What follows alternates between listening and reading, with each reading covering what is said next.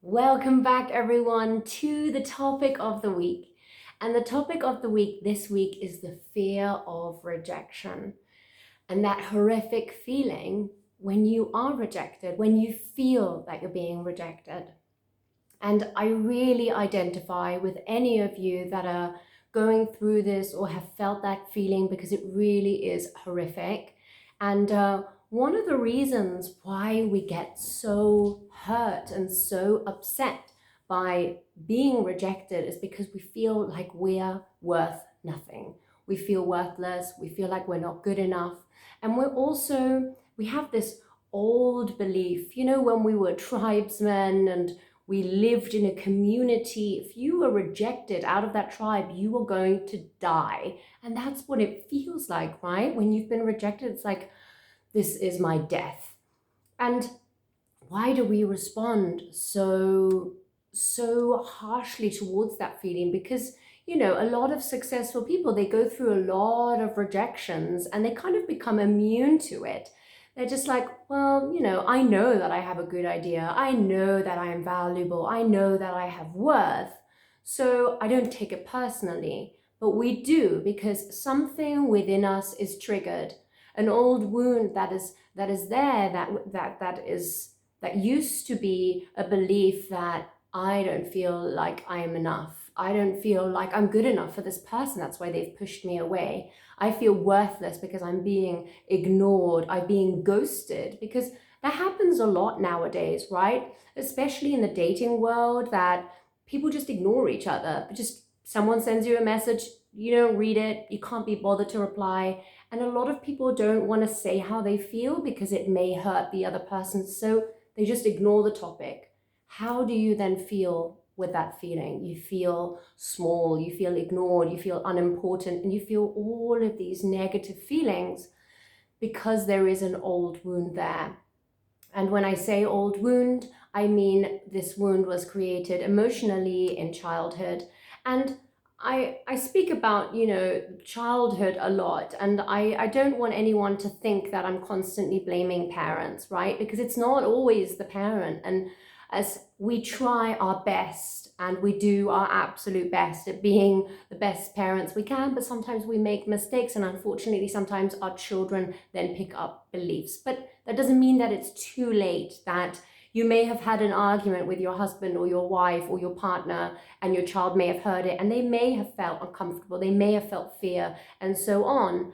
But one mistake that we as parents do is we don't talk to our children. We don't tell them the truth because we think we are protecting them, but we are not. That question that a lot of children have is like, but why is this happening? Why is this happening? They then spring to their own conclusion because you're not telling them the truth. If I respond to my son in a negative way, let's say I'm impatient or I get angry for something quite small that shouldn't really be a big deal, but the reason why I felt that way was because maybe I was rejected by someone that morning or something like that. There was something going on within me. So I will tell my son, I will say, listen, the way that I responded was really bad. I'm so sorry. And it was because I blah, blah, blah, blah, blah. I'll tell it. Obviously, you don't have to say, oh, my boyfriend dumped me and my girlfriend, wah, wah, wah. No, but you can tell them the truth of why you responded a certain way. Then they know it's not you, Angel. It wasn't because of what you did. It was because of some of the feelings that I'm having that have something to do with somebody else. But I'm going to be better. I'm going to do better. And I'm healing every single day. Be clear with your children. Be clear with your partners. Be clear with your family and friends if you feel that this is the appropriate thing to do, right? Because I know that some parents, some friends can be judgmental. And if you don't feel like you can trust and openly say why you're feeling a certain way, then I would recommend don't do it. Because, having a negative response, if you're opening up to someone and you're bearing your soul to them and they then judge you, that is even worse. So make that choice. So again, the feeling of rejection, why do we feel it? Because we're being pushed away, because we feel like we are worthless. But there is a solution to this. I used to be so sensitive to feeling excluded. That's another one. Rejection, feeling excluded go hand in hand.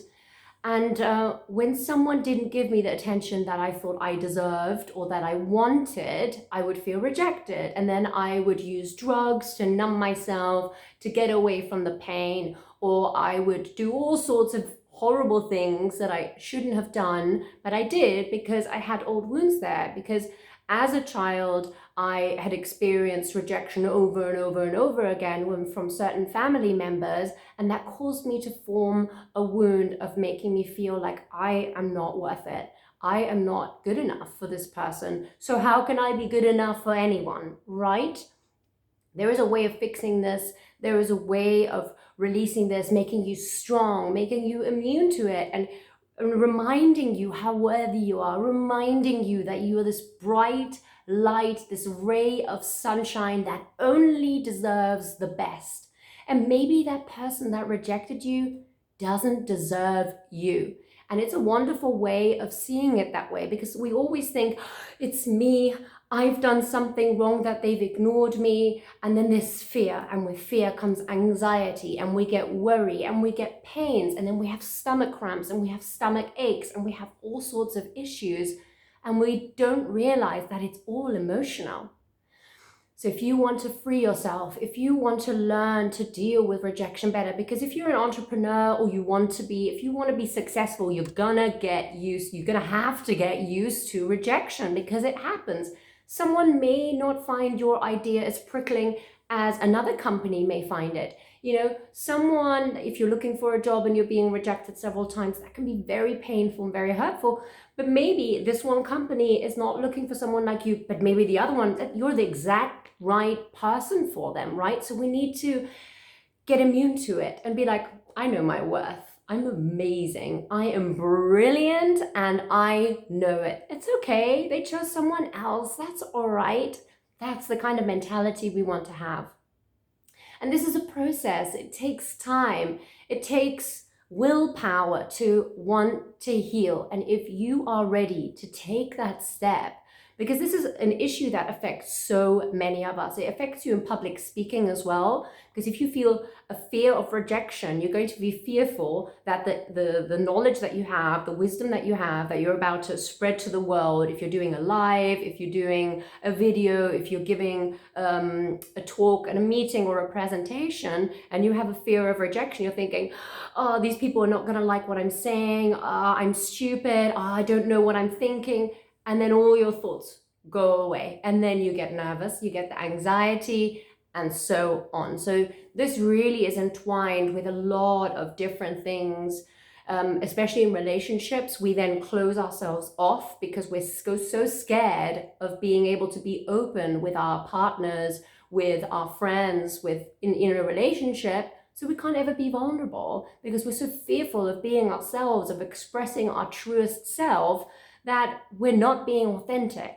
And you want someone to love you for your authentic self, right? And if they don't, then that is not the right person for you. If you have to fear that you're going to be judged for being honest and open about how you are feeling emotionally, and they don't understand, or they're not willing to understand or show empathy, then that may not be the right person for you.